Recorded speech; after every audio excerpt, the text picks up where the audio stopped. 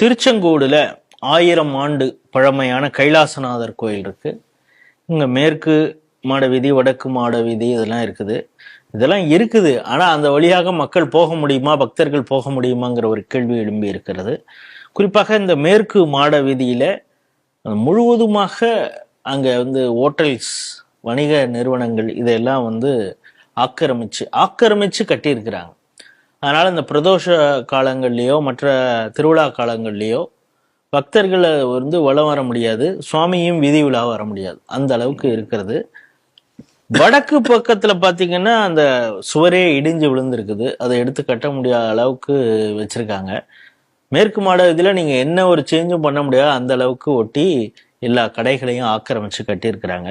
இது குறித்து பாத்தீங்கன்னா தேசிய சிந்தனையாளர் பேரவை இது சார்ந்த திருநாவுக்கரசு இது சம்பந்தமாக அந்த கோயில்ல எப்படி பிரச்சனை இருக்குது, இது சம்பந்தமாக நாங்கள் HRNC அதிகாரிகளை பார்த்துருக்குறோம்.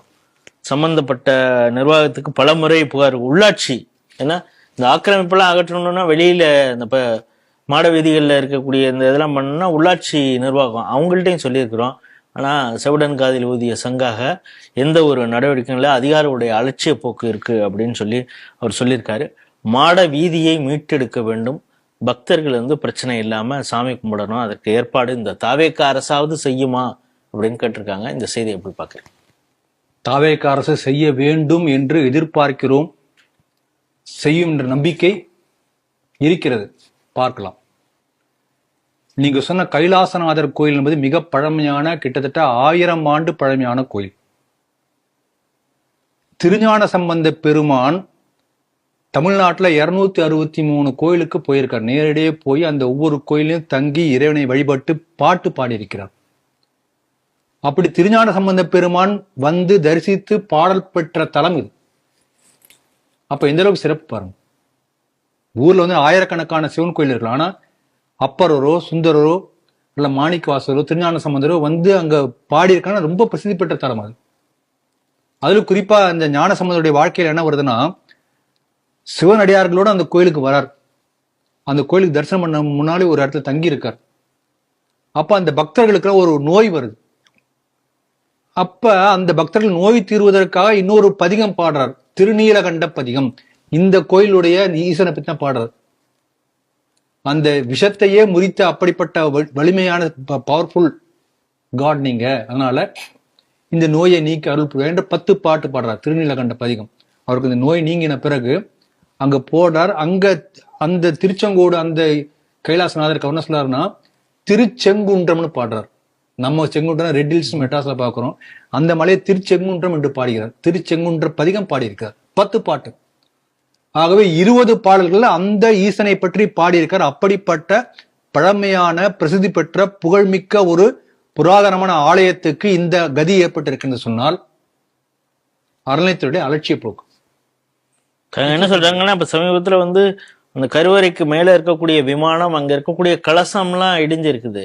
அதை சரி பண்ணாமலேயே அங்க பூஜைகள், கும்பாபிஷேகம் அது போன்ற பல விஷயங்களை எல்லாம் செய்து கொண்டு இருக்கிறாங்க. தவறு. அதாவது இப்படியெல்லாம் ஆகம விதிமுறை மீறி ஒரு செயல் நடைபெறுமே ஆனால் அந்த அரசாட்சியை தான் பாதிக்கும். நிச்சயம் அது அதற்கான விலை அவங்க கொடுப்பாங்க. அதனால உடனடியாக செயல்பட்டு சரிப்படுத்தணும். இன்னும் நான் பார்த்தேன், அந்த அந்த சுற்றுப்புற சுவர் இடிந்து விழுந்திருக்கிறது. அதை சீரமைக்க கூட வெளியில போய் பண்ண முடியாது, ஏன்னா அந்த ஆக்கிரமிக்கப்பட்டிருக்காங்க. அப்ப எந்த அளவுக்கு மோசமா இருக்கு பாருங்க. உங்க தஞ்சாவூர் மாவட்டத்துல பல கோயில்கள் இதே போல ஆக்கிரமிப்புகள்லாம் பல இடங்கள்ல முஸ்லீம்கள் புகழ்பெற்ற பல தலங்கள்லாம் ஆக்கிரமிச்சிருக்காங்க. சுற்று பிரகாரம்லாம் இருக்காது, போக முடியாது, ஆக்கிரமிச்சிருக்கோம். பல இடங்கள்ல அசைவ கடைகள்லாம் வச்சிருப்பாங்க. நம்ம வருத்தமான செய்தி, பல கோயில்களை வழிபாடு நின்று போயிருக்கிறது. சில இடங்கள்ல இந்த மாதிரி மாட்டெல்லாம் வெட்டி வேண்டுமென்றே போட்டு வழிபாடை நிறுத்துவதற்காக, பக்தர்கள் போகாம இருக்கிறதுக்காக எல்லாம் பண்ணிருக்காங்க, கேள்விப்பட்டிருப்பீங்க. பட் இங்க எல்லாமே இந்து கடைகள் தான், இந்து கடைகள். அசைவ உணவுகள் அங்கதான் கழுவுறது, மசாலா இது பண்றது எல்லாமே அந்த அசைவ உணவுகள்ல வரக்கூடிய தண்ணீர் கூட கோயிலுக்குள்ள வரக்கூடிய அளவுக்கு மோசமா இருக்கிறது என்று அங்க உள்ளவங்க வருத்தப்பட்டு சொன்னாங்க. அதனால இது உடனடியாக நம்முடைய அறநிலையத்துறை அமைச்சர் சரி செய்ய வேண்டும் என்று நாம் வலியுறுத்துகிறோம். ஏன்னா அவர் ஒரு மாற்றத்திற்கான அரசு என்று பல பேர் எதிர்பார்க்கிறாங்க. இவர் ஈவே ராமசாமி படத்தையோ எல்லாம் கொடுத்தாலும் கூட நல்லது செய்வார் என்ற ஒரு நம்பிக்கை ஒரு பக்கம் இருக்கிறது. செய்வார் என்ற நம்பிக்கையோடு அவருக்கு இந்த வேண்டுகோளை விடுக்கிறோம். நிச்சயம் சரி செய்யப்பட வேண்டும். You have to prove your self that you or something different. அதற்கான வாய்ப்பு உங்களுக்கு தரப்பட்டிருக்கிறது, செய்ய வேண்டும். இந்த செய்தியை பற்றி மேலதிக தகவல்கள் பெறுவதற்காக அந்த பகுதியில் உள்ளவர்களோடு ஒரு நேர்காணலுக்கான ஏற்பாடு மற்றும் படங்கள் தொகுத்து போடுவதற்கான ஏற்பாடு CTVயில் ஏற்பாடு செய்யப்பட்டிருக்கிறது. கூடிய விரைவில் அந்த நிகழ்ச்சி வெளியில் வரும். அதனால அதையும் CTV நேயர்கள் பார்த்து எல்லோருக்கும் பகிர்ந்து கொள்ள வேண்டும் என்று கேட்டுக்கொள்கிறேன்.